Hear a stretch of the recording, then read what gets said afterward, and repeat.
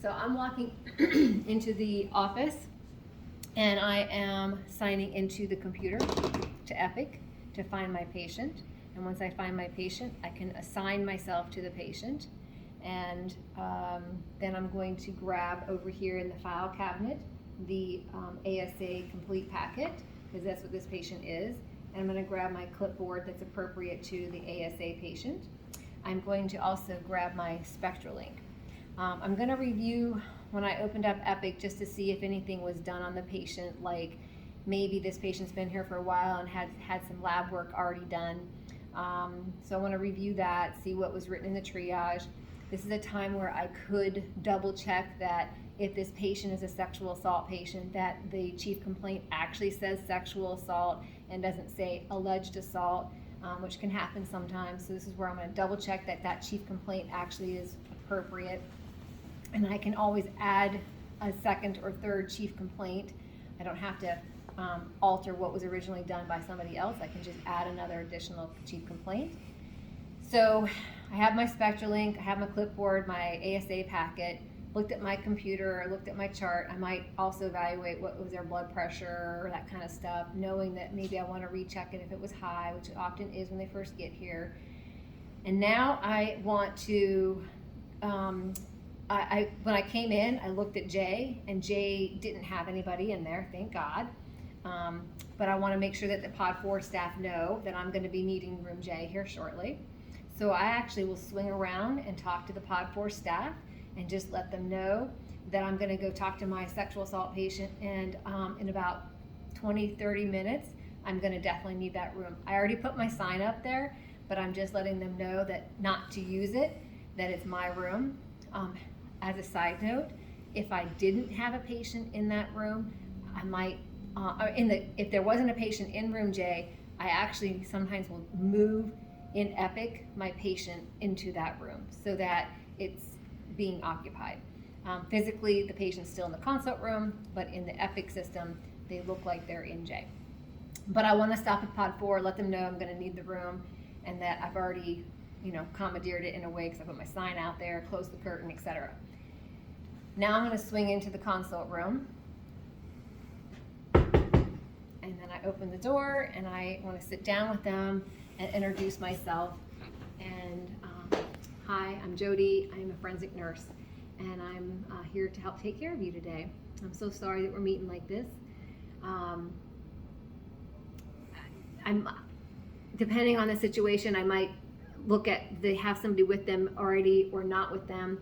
What I also forgot back in the office was that I would have called the YWCA and that I would have made that phone call to them either now or definitely now in the conference room or in the consult room as I'm talking to the patient. So I would see if there's somebody with them, find out who that is. If they're alone, I would let them know that I've called in an advocate from the YWCA to be here as a support person for them.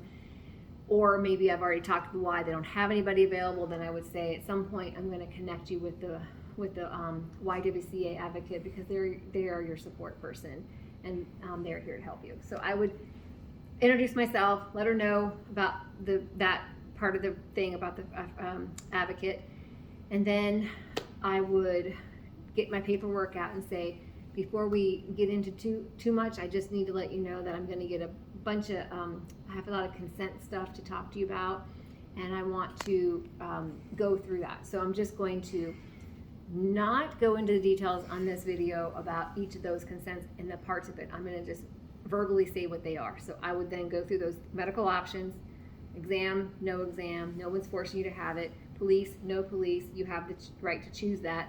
If you don't want me to take care of you, you can have a doctor take care of you. Those are the choices. And then if you don't want the police involved, I would then go through the pros and cons of the police and that kit being stored, and how long it will be stored for based on the jurisdiction. We know Anne Arundel's a lot longer than other jurisdictions, and I would just make sure I got that, or make sure they knew that. And then after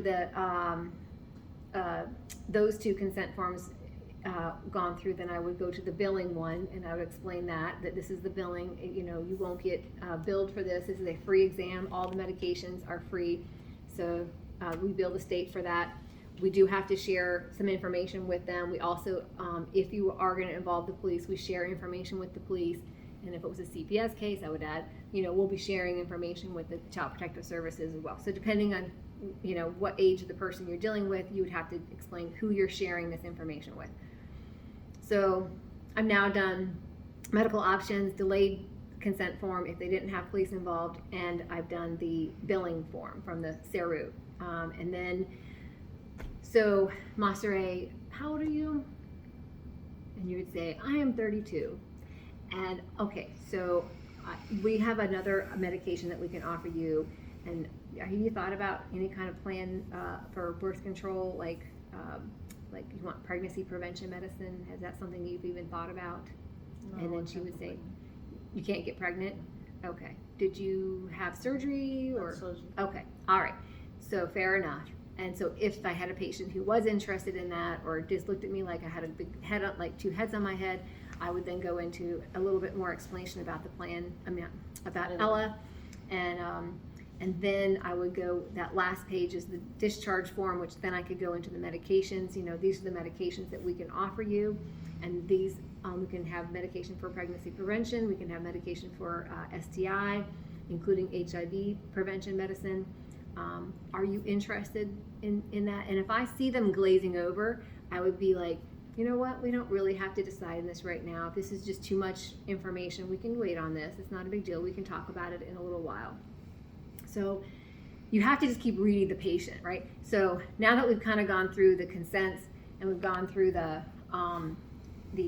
discharge, the medications and stuff, I would then get out the cheat sheet, and I would say, okay, so I'm just going to start out with just getting some information from you, some basic information, and then we're going to go into some medical history, and then we'll get back into the forensic history. And so I'm going to go through my cheat sheet, get that correct phone number, etc. You guys, I'm not going to go through that in detail, but you go through that medical history, and then I start getting into the forensic history, the rationale for doing it in that order, and you can do it however you decide that you want to do it. But the reason that I built it that way is to slowly build into getting to the forensic history. On the cheat sheet, on the second page, about a third of the way down, there's a big star, and then it says, this is where, personally, where I would stop. So after you get the consensual sexual history that they have, that's where I do not go into the rest of the questions. I call those the clarifying questions, and the other stuff is all about what happened during the event and their history and all of that. But I want to know now, before I get into the clarifying questions, I want to know in their words what happened. So now, and then my spiel when I ask them about them telling me is, please, in your words, I'm going to write this down. And when I can only write so fast, you're going to speak a lot faster than what I'm going to be able to write. So I write really messy and I can write really fast, but I still can't keep up with you. So there might be times where I might have to have you stop and just pause so I can catch up. And there might be times too where I'm going to have to clarify and ask you a few questions to make sure I understand what it is you're saying. So bear with me. I'm sorry that I'm going to stop and pause you here and there. So in your words, can you tell me what happened? Okay, then they're going to tell me what happened. This is the two different ways you can go about this. You can either stop often and have them pause and catch up and write. And when they say things like, and that's when he raped me, or and that's when he did it, or then he put it in me. Those things that we want that clarifying, we want to know what that means. You could pause at those times too and say, okay, just let me make sure I understand. When you said, and this is in the middle of them, stopping what they're saying and making, clarifying what they meant. You could either stop them, or you could just keep on writing and then go back and look at your notes and say, okay, just a couple things I want to clarify. When you said earlier that he put it in me, can you explain what that means in your words? Like when he put it in me, and then they might say, penis in me. Okay, well, in me, what is in me? And so you have to really get it, their words. So you can pick and choose how you want to do that. In the middle of it and make them stop and clarify, or at the end and clarify.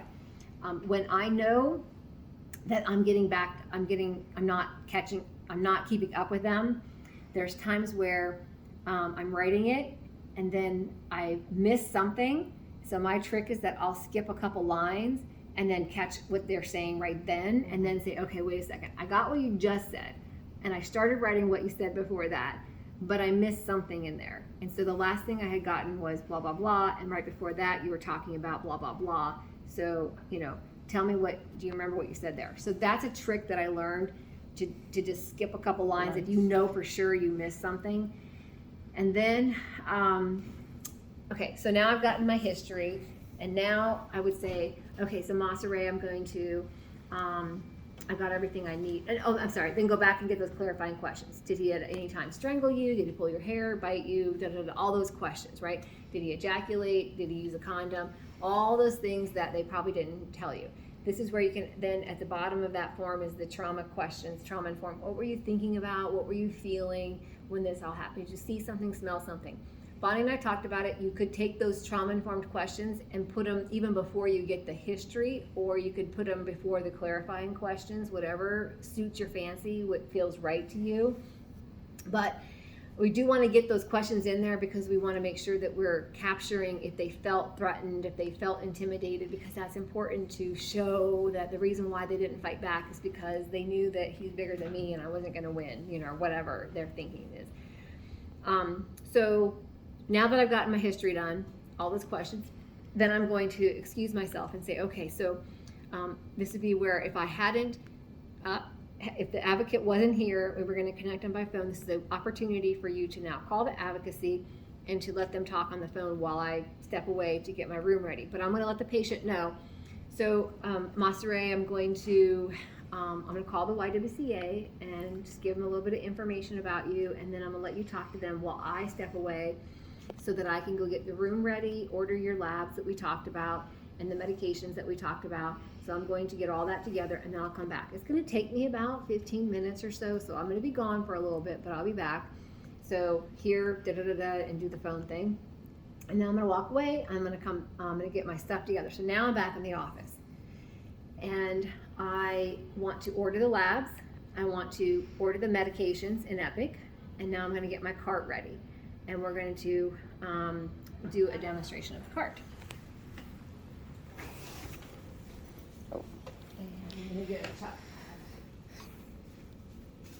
I might get a better view. Do you care if I sit and turn? Oh, let me see. I might steal this one here so I can. So I'm going to get everything out of my cart. I'm going to pull a couple things from the cabinet up here. I'm going to pull my medium size gloves because I wear medium. I'm going to grab, I don't know why I can't see it over here.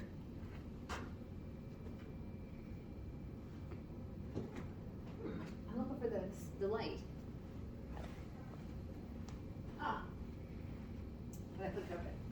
All right, I'm gonna grab my light. So these are the things that are up here. I'm gonna grab that key because I'm gonna be collecting some clothing from her and underwear. So that key that goes to the cabinet that has the clothing in it, I'm gonna put that on here. So those are all the things that I'm gonna be grabbing from this over here. I'm also going to grab my camera. So the Fuji, I'm going to open, I'm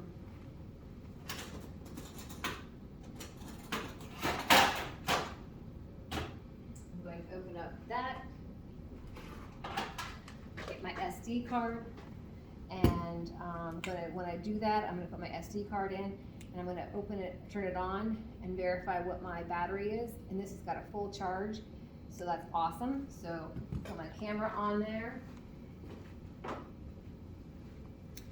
and I'm going to get my kit from the cabinet. So my kit will be on here.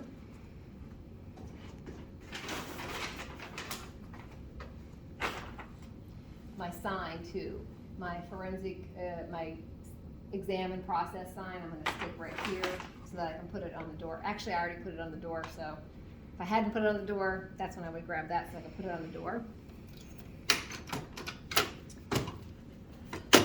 I shouldn't need anything on the top in here, but know that the few things I do have, if I had a person with long hair, I could give them a tie if they had to pull their hair back. Oh, look, I think there's extra ones back there. And then, but pretty much there's probably nothing in here that we'll need. But since I have this on video, I will just reiterate. These are those stickers I was talking about before that if you wanted to label your evidence, your swab, you could label it and then just twirl it around the stick, mons pubis or right breast, left breast, etc. All right, so I'm gonna take out a little packet of 3x3s. I'm going to, I don't really need an alcohol wipe. I'm gonna get out the blood because my patient wants all the blood work done. And I'm going to, because I do need alcohol. I always got alcohol. I'm gonna grab this Band-Aid and alcohol wipe and put it back here because at some point later I'm gonna need the Rocephin shot, and I'm just gonna put it back there because that's just what I do. I'm gonna get out this big ass bottle of Toluidine blue dye.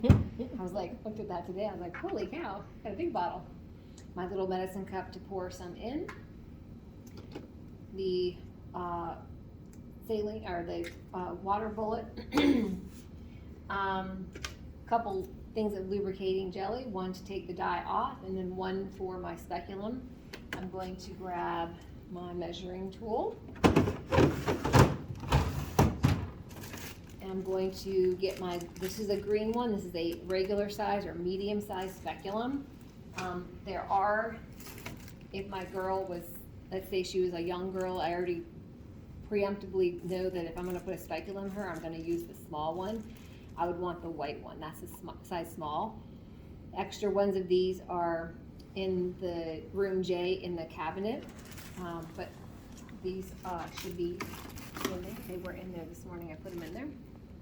Anyway, so she's a 32-year-old, so I'm gonna assume that she's probably a regular size. I'm going to grab the wet prep thing. I want to make sure there's some saline in there, so I want to double check it's not dry, because if it is, it won't actually work. And I'm going to grab these so that I can use it for my wet prep, and I'm also going to use the extra swab for the Toluidine blue dye. This is my bag for later when I'm done with my exam and I want to put the wet prep and the GC chlamydia swabs into it. And I'm going to grab my GC chlamydia. This patient only reports that she had vaginal penetration, not oral and not anal, so I really only need to collect GC chlamydia of the vagina.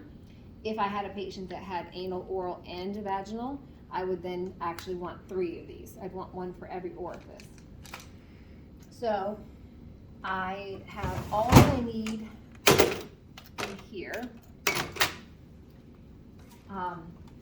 I am now going to roll into the room. Can I get an image of everything that's on there right now? Say it again. Can I get like a good image of Yep, I'm going to actually let you do that for sure. I'm going to show over here. Go ahead. It's kind of in a mess.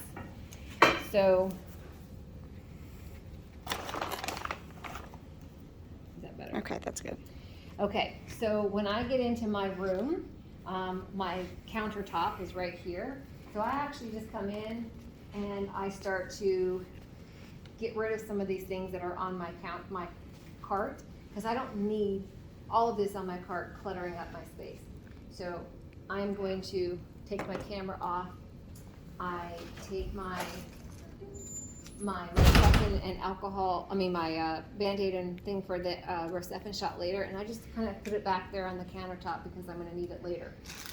I take my blood draw stuff, and I'm actually going to put it over by the counter on the sink, because if I'm going to draw blood, or I put it on the cart with the where the computer is, I take it out of this space, and so I move it over to the other side of the room.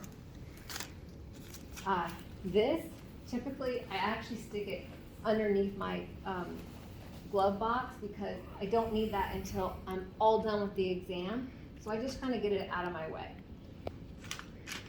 I want to sort of straighten out my cart top, because it was a little discombobulating. It had too many things on there. So I try to declutter it for everything I don't need, or put it in spaces where it helps me keep myself organized. I know that speculum and the light and the lube is gonna be used, but not until later, so I just kind of put it in the back. The gonorrhea, chlamydia, and the wet prep, I put up there in my other corner because, again, it's gonna be later in my exam. This is that swab that I'm using for the wet prep and also for the toluidine blue dye. So I'm gonna sort of put it up there, and I'm gonna also put my 3x3s kind of up there. So I'm sort of pushing back and the Surgilube back there. Actually, I just remembered something. Gotta remember that when we get ready to take our picture of our stuff that we wanna get product identification information. So this is actually awesome now because it's so big, I can just lay it just like that and get a picture. Anyway, so I wanna get the picture of that at some point, either after my ID board or right before my vaginal exam. At some point in time, I need to collect that photo. So I'm gonna put this kind of up here. But these are things that I'm gonna need kind of sooner. So I might throw that up that way, but I'll put that there. So now, if you can look at it, I got a lot of space going on. Yeah. A lot of nice open space. So I wanna open my kit. For my practice, and I know everybody's gonna be different, I actually take it at this point. My kit, I've never opened yet. I'm in the exam room, and now I'm opening it up. I haven't gotten my patient yet, by the way. So I open up my kit now. Be very mindful that I don't rip it too much. And this is a training kit, guys. So I'm seeing no evidence bags, no brown evidence bags. So I take it all out, and I'm gonna lay that over on my countertop. And I'm going to start going through and deciding based on the story that I was just told of what I'm going to collect. This patient reports that she had vaginal penetration and that he had his mouth on her face and her neck and her breasts, and that he also put his mouth down in her vagina and then put his penis in her, and his fingers were in her vagina as well. That's the story that I'm told. So this is the bite marking one, and I know I'm gonna collect it because he had his mouth on her face and her neck and her breast. So I know for sure I'm gonna wanna use that at some point, somewhere. Fingernail swabs, she denied that she tried to scratch him or anything like that, so I'm not gonna worry about that. So I'm gonna toss that over there with my other things that I don't need. I know that these kits only contain one bite mark licking, so I just said that he got it on her face and her neck and her breast. So I have 3 areas that I'm gonna be doing saliva DNA: face, neck, breast. So I'm gonna definitely need to use miscellaneous, and I'm going to, even to make it easier on myself, I'm gonna go ahead and write right and left, R circle, left, L circle, and I'm gonna put right, left, breast. And then I'm gonna, when I get to my next miscellaneous ones, which this is got all kinds of things in here. Here's another miscellaneous. I'm gonna write right and left, neck. And then I get to another miscellaneous one, and I'm gonna put face, cheeks, right and left face, cheeks. And I can write it on there ahead of time so I know that those are the areas I'm collecting. Okay. This is debris. I don't think I'm gonna need debris, but I will put it over here, and if when I do my exam, I can always grab it because it might be something that it comes up in my pubic hair combing. I have no idea. She's 32. She could have hair. She might not. So I'll put it in the side where I might collect it. I got a lot of fingernail swabs in this chest training kit. There's like, I should have looked through here to see what was in here. Sorry, guys. Okay. Well, we're gonna have to, okay, there we go.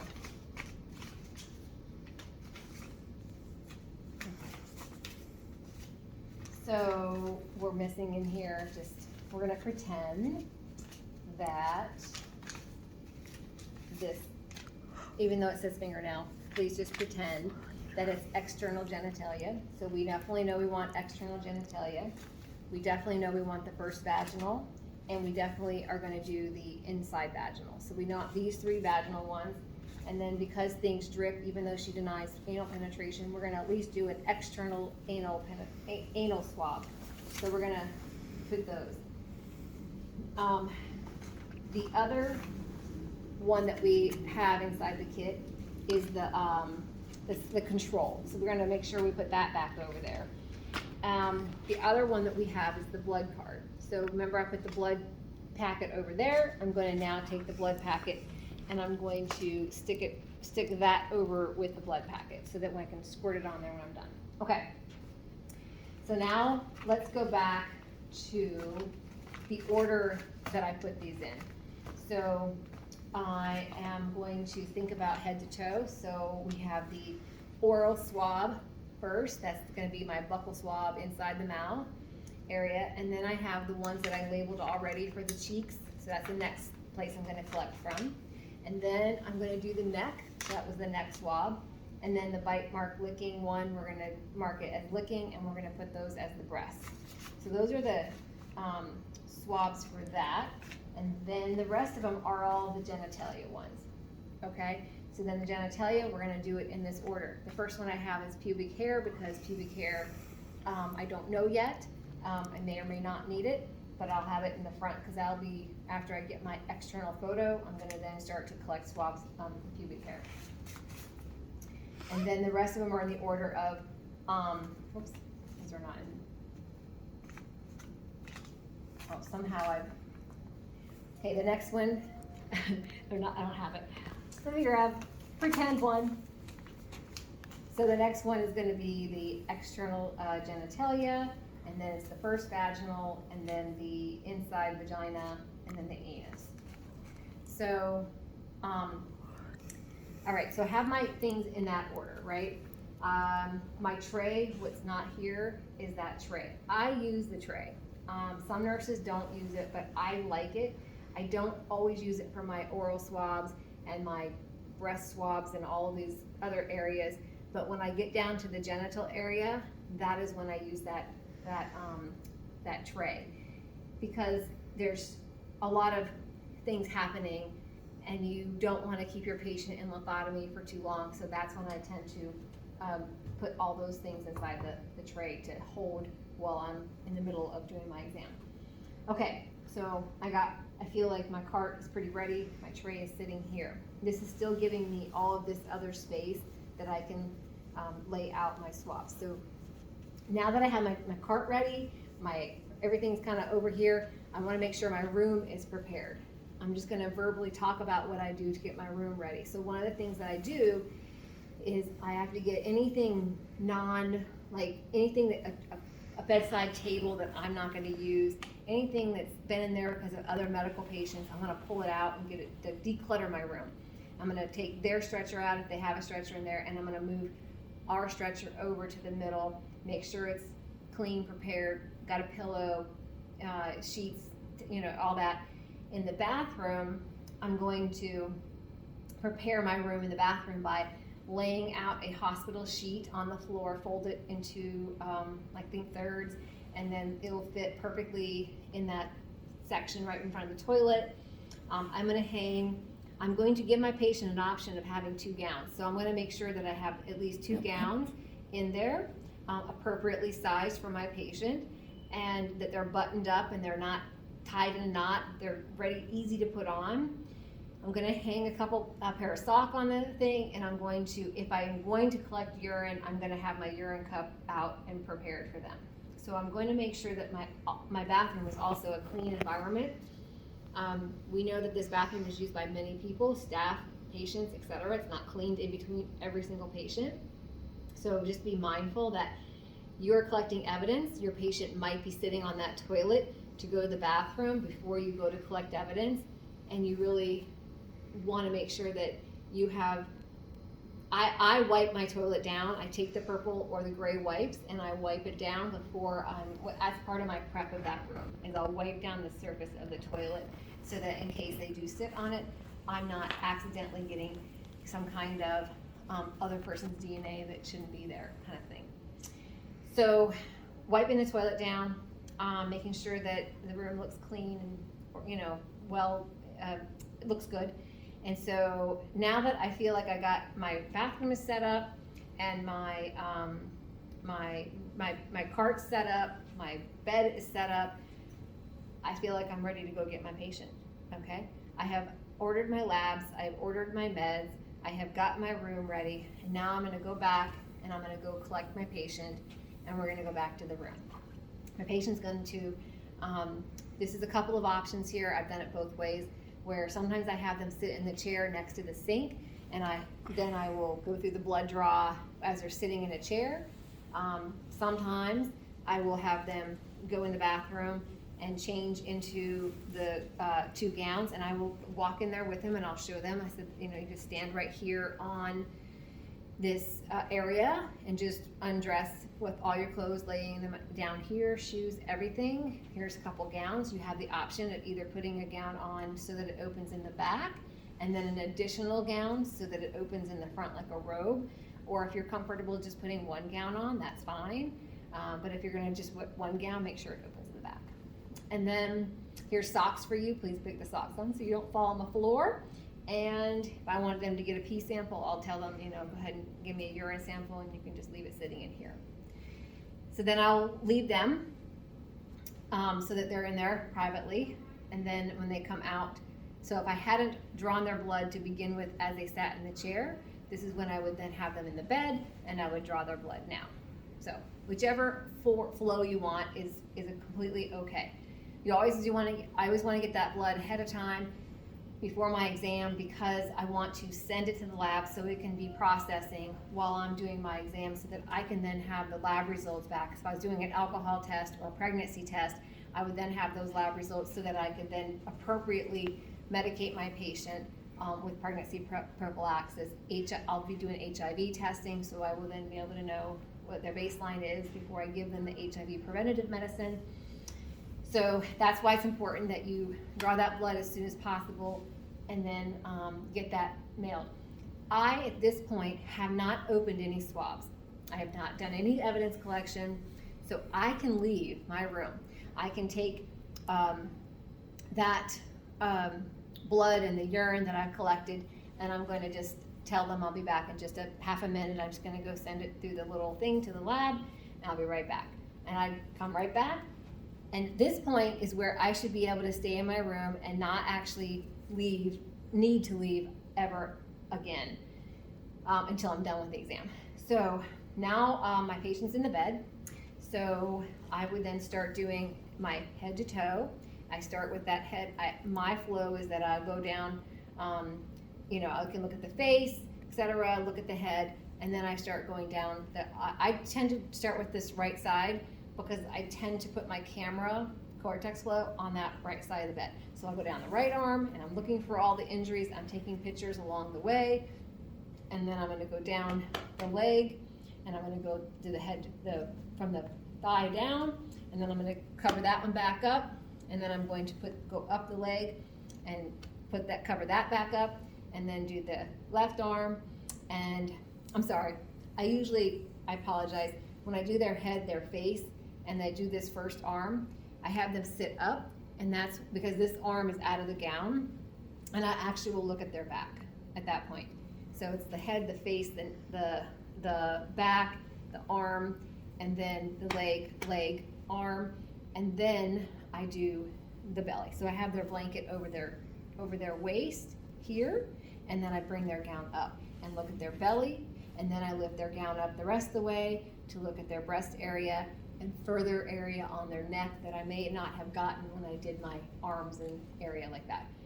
And then we have what's last is the genitalia. So then we'll go on to the genitalia, and this is where I tell my patient, okay, for a few minutes, you're going to just hang out here while I get my swabs ready. And this, to me, these 5 minutes of time, I haven't gotten my toluidine dye. I have not opened any of my swabs over here. I have not peeled back and opened up all of my swabs for the vagina area. But this is where I do that. And again, this is going to be your flow, your practice. You're going to figure out what works best for you. So at this point is when I'm going to start I've already, now that I've assessed her and I kind of lifted her gown up a little bit and saw she has no pubic hair, I can tell that she shaves, so I might be like, okay, don't need that one. And so now I'm gonna start taking all these swabs out of my packages for the anus, the genital area, and now I've got them all out. I'm gonna just start peeling them back, and I literally will line up my swabs and just over and over. I'll have my three, or my, I'm sorry, well, again, back to this, how many we're gonna do on the external. So 2 or 4 swabs for my outside vagina. So I'm gonna have my 2 to 4, my 1 for the first vaginal, my 3 for the inside vagina. And based on this particular story, she didn't have any anal penetration, so I really just, you know, been collecting 1 swab externally. So you're gonna basically peel back and have all of your swabs kind of out here, the number of swabs that you're gonna need for the areas that you're gonna be collecting for. And then my little tray here, I'm gonna take, because I know I need 3 for the inside the vagina, so I'm gonna actually take the caps off of 3 of them. And I'm gonna stick them in this last box over here. Remember, there's rows and columns. So there's the vagina, anus or anal, oral. I could have the oral and the anus mixed up, I don't remember. But it's vagina is the first row, and it has, or column, and then it has rows 1, 2, and 3. Each one of those rows have 4 boxes. So to keep your mind straight when you're collecting your swabs for your vagina, you have 3 distinct sections. And so you have 3 times that you're collecting vagina swabs. You're collecting external, and you're collecting 1 inside, and then you're collecting internal, the 3 internal. So if you keep your head straight, like the first box has a 1, 2, and a 3. So my very first collection of evidence of the vagina, which is outside, I'm gonna put it right here in this box of 4. And then when I do the 1 vagina, the first vaginal, I'm gonna put that in the row 2. And then row 3 for the last one, which is my internal. So if you keep that consistently, you're going to help keep yourself organized. So but because of the ones I take the caps off, to make it easier for me, I will take them off and just slide them in here clean. And then when so these are all standing up nice and straight. Obviously I forgot to grab that today, so, but they're standing up straight, all 3 of them. And then to make it easier, I'll do one more step. So let's pretend like they're all up. I wanna open up my gonorrhea, chlamydia, and wet prep. That last row is other, and if I've been putting my breast swabs and or facial swabs and neck back into the envelopes, then I will have this row available for me. So I will peel it back, put my 1 wet prep in here, peel these back, put my 1 gonorrhea, chlamydia 1 over here. Nope, you know, and then those things will be ready for me also very easily, just like my vaginal internal swabs are ready. All right, so I get my speculum opened up, put some lube on it, I stick my light in it, let it hang out here on the plastic so it's not gonna get goop all over my countertop. My toluidine dye swabs are all like Surgilube, squirt, squirt, squirt. I have some extras for the in case. Put my toluidine dye in here. Maybe my little swab stick, I might put it in here. I found that I've spilled it when I do that, so I tend to just leave it in the package, kind of hanging out right there, peeled back. So now what I would have here is my swabs are all open, and it's fine to lay them, to have them laying here. You have the cap on it, so you're not gonna taint anything. The crime lab's not testing your stick. They're testing the plastic, I mean the swab itself. So it's okay to leave it like that. You're not gonna, it's not like a sterile environment or anything like that. So you can lay them out like that. You can have all of them laid out. So what I would look at my tray, and I would say, okay, I got all my internal swabs ready to go, my gonorrhea, chlamydia, wet prep over here ready to go. I have all my swab sticks ready to go. My water is out, it's opened probably at this point because I probably used it. My lubricating jelly is on my 3 things here. My diluting dye is in here. Those are all open. My light is ready to go. My speculum is ready to go. Oh, and I got several pairs of gloves out and kind of loose. And so where they usually sit for me is, here's my tray right here. And then my envelopes are right here, my box is here. I have a nice section right here that is open to where I can put a bunch of loose gloves. So a big pile of loose gloves are here. And next step is my patient. So this has been taking me probably about 3 or so minutes just to get that set up. That's why I told her for a minute, I'm just gonna get all of my stuff ready. So if I have it all prepped and ready to go, it's gonna make the next step a little faster. So just lay back and relax for a few minutes while I get my stuff out. So I'm gonna, and I've not put her in lithotomy, I've not pulled the bed back, I've not done any of that yet. So this next step, actually the next step is to get my cortex flow, and how I do it is I put my cart here, and my cortex flow is here, and it's gonna end up going, the arm is gonna go underneath the leg of the bed, and get my chair sitting here. And now now that I got my cortex flow in place, all that's ready, I'm gonna pull my patient down, make the bed into lithotomy, and so I'm sitting on my cart, on my thing, and this is where I do the steps. And now we're just gonna walk through the steps. I'm going to take my external genitalia. I am now going to do wet swab, and I'm gonna go 2 wet swabs across the top of the mons, and then I'm gonna do my, and I can put them back in the envelope if I want, or I can put them into my tray, whatever practice I want. I'm gonna take the other 2 and wet them, and I'm gonna go down from the top of the internal vagina.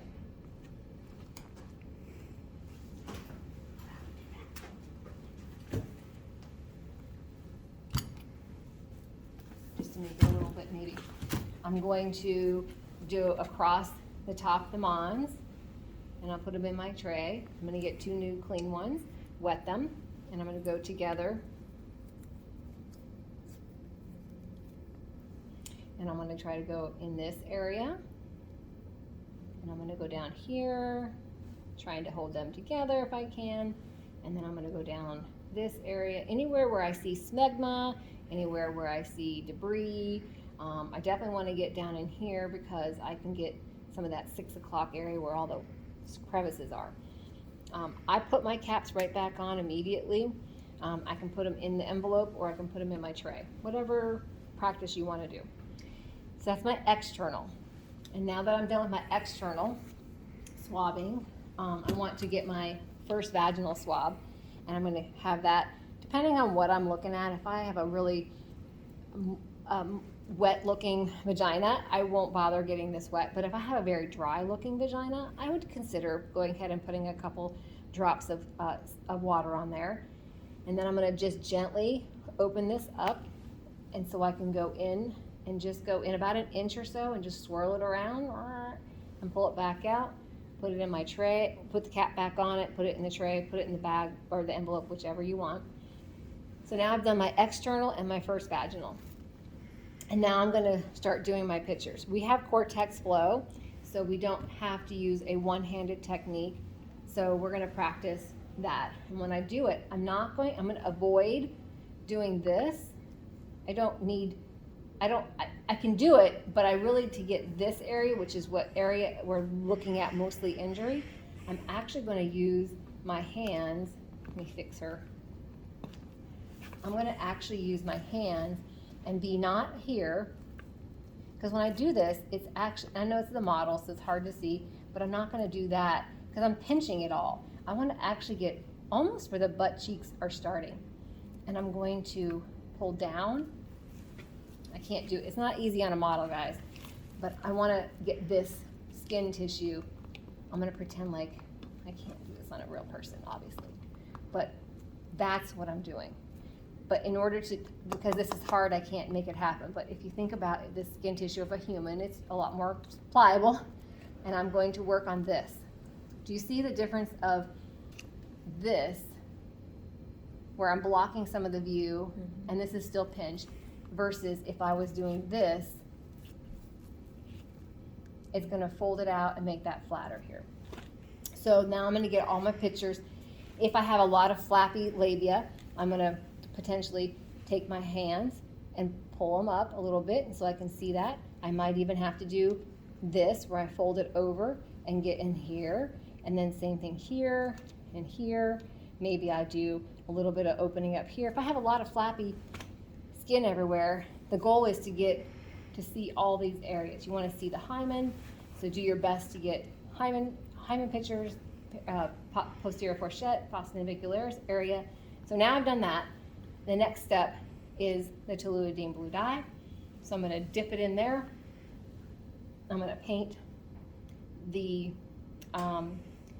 bottom half here. I can go up to, maybe like 4 o'clock or so, up to like 8 o'clock. And it's going to be this whole area here. I want to avoid getting too close to the hymen tissue because that hymen sucks up the dye and doesn't come off easily. Can have a false positive reading.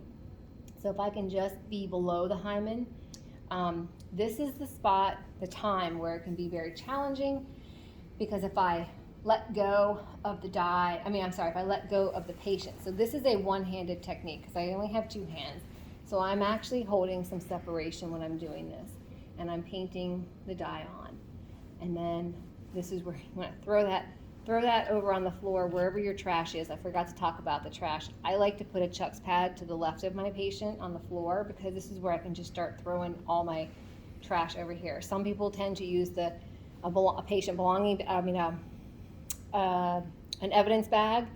I don't like to use them because I feel like they tip over, they don't stay upright, it kind of closes in on the top, and then I'm trying to get it in there, and I feel like it's just too time consuming to try to figure out how to make that work. So I like to just take Chuck's, put it on the floor, and I can just throw all my trash over here, and before I'm done with my patient, I'll just take it and fold it up and throw it away. I don't leave it on the floor. Anyway, so it's just a little trick that I've learned. Anyway, so I'm holding here, doing this, and then I need to get a picture. So I can now, you want to be mindful of letting go of the tissue here, because it could be where this could all fold back up, because not everybody's stage is wide open. So it could fold back up, and then that toluidine dye here will then travel its way up into the hymen, and then you've just gotten your hymen all with dye on it, and you don't want that. So be mindful that you're holding the separation open. So I got my picture of my dye intact, and now I'm going to remove it. So my removal, I have all these ready to go with the Surgi Lube on there. So I'm going to go in, my dye, or stuff's on that side. I'm going to do this. I will fold it over and then start to dab it and wipe it away. Throw that on the floor. I just go for another one. Fold it over and start to removing it, throw it away. And now I'm inspecting my area, and I want to see, did I get all the crevices? Did I get all the dye out? And if I feel like I did a good job, I want to double check. I'll take a dry one. I take my finger, wrap it around it, and I start just dabbing, kind of a little bit harder pressing, dabbing, and I look for blue. If I still see blue coming off, I didn't get it off enough. So I'll take my third one, put the lube back on here, flip it over, and start doing this. And then again, take another dry one and dab it. And then I'm looking for blue. I pretty much usually three swipes with the jelly, it takes care of it. Very occasionally, or very rarely, but it has happened where I feel like, ooh, I need more removal. You got more lube in here. You got more 4 3x3s. do not hesitate to put clean gloves on and get more stuff out. So your goal is that you should be putting a dry one on here and seeing no blue. It should look like that. I should be white. So if I still have dye, that's uptake. But if I'm still dabbing it and I'm seeing blue or purple, that means that there's still more to take off. You haven't gotten it off yet. So that's how you ensure that you're not having a false positive. All right, now that my dye is off, I'm going to come back and I'm going to do that separation picture. So I'm going to, again, try to get that flattened area down here, click my picture, maybe do some separation this way. And then I didn't talk about it before, but that separation traction. So I'm kind of doing it when I pull down and outward, or down, like I'm pulling out and downward. The other way you can do traction, especially on children, is actually holding onto the labia minora and pulling forward and down. That's one way. It's I find with adults and adolescents that this is actually very workable. Okay, so now that I've done those pictures, I'm now going to put my speculum in. Again, it's got lube on it. Turn it, lights on. I'm going to find my cervix, and when I've got my speculum in there, I want to take my two together. This is important that you're putting two together, and I can't do it with with the caps on. That's just me. I don't know how anybody can do it with the caps on, because you got to get in there. So I'm holding on to it. Speculum's inside, and when I go in, I'm actually seeing. Oh, I'm sorry, I skipped a step. Before I take my swabs, I want to get that cervix picture. So I'm now going to get that picture of the cervix, and now I'm going to go in, and I'm going to go into the cervix. I'm going to go in the os, and I'm going to scoop underneath the os, and I'm going to maybe twirl them around a little bit, scoop that, and bring these out together. Usually you get a lot of goodies and just stuff. So these are going to go into the tray to sit, and then I'll take my third one. This is where I'm going to get really down here, and I'm really looking at the walls, both sides, and I'm going to make sure that I'm looking for any injuries. I'm going to get any evidence. I might go ahead and try to go across the cervix with it, and then I'll bring that one back out and store it. I still need to do the wet prep and the gonorrhea chlamydia, so I'll take those two swabs. I typically do them together, and then I try to go in the os as much as I can, or at least around the cervix, and then I take them back out and I put them in my tray. This patient's been in lithotomy for quite some time at this point. So I don't take the time to put them into the medium, the tubes for those two tests, because that just takes me another 20 seconds or so, and I don't want to do that. So I just put them in my little tray to hold, and then I say to her, hey, I'm going to have you put your knees to your chest now. We're going to look at your butt real quick, and I'll take the speculum out. Oh, let me add one more piece. If I had a patient who was like on their period or they had a lot of goop when I first took that first cervical picture, and I'm now taking all those swabs, I would now consider taking an additional picture so that so that the cervix was more visible. So don't worry, don't think that you one and done. You can always go back, just like you're cleaning a wound, take it like it is, and then you clean it and take another picture. So I want to do that with the cervix as well. So take another picture if you need to. Speculum out. Now her knees are going to go up to her chest, and this is the trick I was talking about earlier. Maybe you didn't have the best view of her perineum and her her posterior fourchette area. So with her knees up, this area here, you might actually, in that position with her knees to her chest on her back, you might be able to just take your fingers and get another picture here, because now their butt's kind of more up. And amazingly, everybody's anatomy is a little bit different. Some people have shorter perineums and longer perineums, the area between the anus and the bottom of the vagina. So it might be helpful. You might be able to get a really good picture that way. Okay, but that's just a trick. So we want to do the anus, so knees to the chest, and now their butt's kind of, a little bit higher up, hanging out. and we are going to do it just a general picture. And once we get that, let's see if I can do something. Sorry, thinking maybe if I put this underneath it. There we go. Okay, so that might be a little bit what we're looking at. So now I get my general picture. I want to do some separation. I learned that if you hold onto the butt cheeks themselves this way, rather than doing this, again, it's the same concept. You're going to pinch the skin and have like pleats. But if you actually take your hands and just on the butt cheeks themselves and just hold, and then it oftentimes will open up. And then the idea is to flatten those anal folds. When the folds flatten, then I can visually see in between the folds and be able to hopefully visually see any kind of injuries, if there is any. I want to get my wet swab. I'm going to collect on the external part of the anus, and then that's the only one I'm going to be collecting unless they had anal penetration. And if they had anal penetration, then I want to get it wet and go in just, no more than an inch.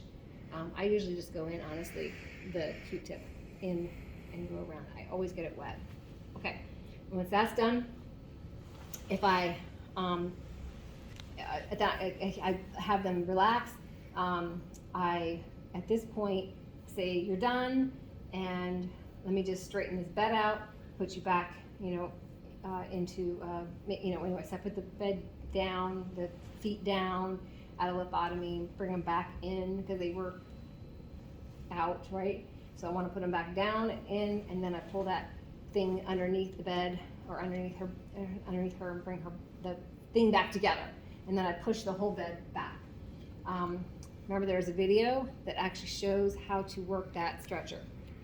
All right, so now that she's done with the exam, I let her know that we're done. I'm going to take another picture of the ID board, which I might have forgotten to say in the very beginning, that before I even start my exam, I'm going to ID board it, put my name on there, time and all that, ID board it, put all those other pictures of the body, and now at the very end, I'm going to take that final ID board picture, and I'm going to say to her, I'm done with the exam, and now I'm just going to get all my stuff together. I'm going to collect your underwear, if that's okay, and I'm going to collect your bra and your shirt, since you told me that that's the clothes that you're wearing. So now I want to go back in the room, or the bathroom, and collect those items. I want to then get the key and get out some clothes for her. Out of the cabinet, underwear, shirt, bra. I could give her a care package that actually has all that stuff in it, plus some other goodies. And then once I've done that, taken the clothing and I got everything, I pretty much just put everything back on the cart. So that includes, make sure my trash, I've gotten rid of it. And then when this is still the things over there on the counter. So I'm going to literally, if I hadn't put these in here, sometimes I'll put these back because I'm deciding I'm not going to use them. If I hadn't done that, I will do it now. And then my tray is sitting here, my other swabs are back there. I just sort of put that there. I make sure I look around the room. I'm like, okay, I'm taking all of my things out. The only things I leave are literally these, and that's because later I'm going to come back with the Rocephin shot. And then I go into the office. I'm bringing my cart, everything with me. I go back in the office, and there are a couple of very critical things that I want to make sure I'm doing in the time order. One is calling registration. Registration can sometimes take up to 20 minutes or longer before they come in the room. So I want to make sure that's one of my very first phone calls, registration. My next call is if this patient was going to get the HIV prophylactic medication.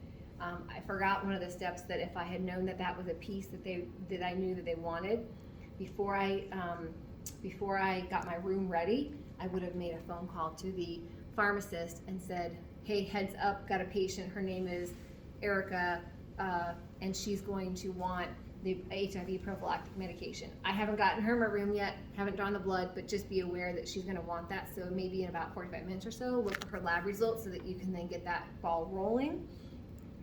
Because that'll be one less thing that you're waiting on. I used to not order the medications until now, but I've been in the practice of actually when I ordered those labs, I'm ordering my meds because of the length of time it takes to get it from pharmacy. So I'm trying to decrease the time frame of making the patient wait longer for pharmacy. So I do what I can ahead of time. So anyway, so I'm back in the room. I have already made a heads up to the pharmacist, but now I'm gonna call and say, I'm done with my patient. So if you're ready, you know, I'll be ready in about 5 or 10 minutes, you know, getting all her stuff together. She's just getting dressed now, but just want you to know that we're to the point where she's gonna get ready for discharge. So I will review the labs that we did do, make sure that she's not pregnant, and then I can go get the pregnancy prophylactic. Well, actually, that's coming from pharmacy because that's Ella. We used to keep it in our Pyxis, but we don't have it anymore. So I gather all her paperwork together, make sure that everything is completed because we want to make copies of things. So therefore, I need to make sure I have it completed and filled out, have her case number on there, all those things, and then I'm going to make a copy of her. Anything she signed, I make a copy of it. That's how my flow is. She signed it, I make a copy so that she has it for inside of her discharge. And by the way, back to her discharge packet, that stuff I put on the medical side. I put it in the back behind everything. And I make sure I've checked off everything on the discharge form. All of those things are filled out. And then I make them stickerized and I make copies of them. And if she hasn't signed her discharge yet, I still make a copy of it and put that in her discharge folder because she doesn't have to have a copy that has her signature. She just needs a copy of the discharge stuff. I need the form that she signs for the hospital, but she doesn't have to have the one she signed. So anyway, make copies of everything, make sure it's all filled out. Go get her medications from the Pyxis, get her some food. I might actually, after I made the phone call to registration, made the phone call to pharmacy, I might actually, to be honest with you, make that next step to go get food and then bring it to her so she can be eating while I'm getting her paperwork together and her meds together. So now I can go back in the room with the meds and the discharge folder, and I can then go through the discharge, which we already had done earlier, and give her her meds and all that. And then as soon as I'm done with the medications in the discharge instructions and folder, I want to make sure registration's been there, which they usually at this point have. I will walk my patient out to the waiting room and then say goodbye to them. And then I come back in. My next steps are to clean the room because we have to share our room. So we want to make sure that that room isn't just sitting there for the next hour while I'm in here doing my stuff and it's dirty. No one's going to come clean it for us. Very seldom would anybody ever come clean it for us. So I want to make sure my room, I can turn it over, I can clean it, and I'm going to lock my cart stretcher back up, and it's ready to be, utilized by somebody else for another patient. My next steps are documentation in Epic, get them out of the computer system, and then if I know I'm going to leave and come back later to do my charting, then I'm going to now package up all my evidence, and then I'm going to put all my paperwork, clip it together, pick up audit tool, just put it all nice, pretty, and put it up in the thing. If I'm going to stay, then I start to do my paper documentation, start doing whatever parts, or maybe I'll stay for an hour, and whatever it is. But the two things you critically have to do after your discharge patient is, well, three things if you include cleaning the room. Clean the room, do the Epic documentation, and do the evidence collection stuff. And the log sheet. At least put a sticker on the log sheet and make a placement for it. And that's it.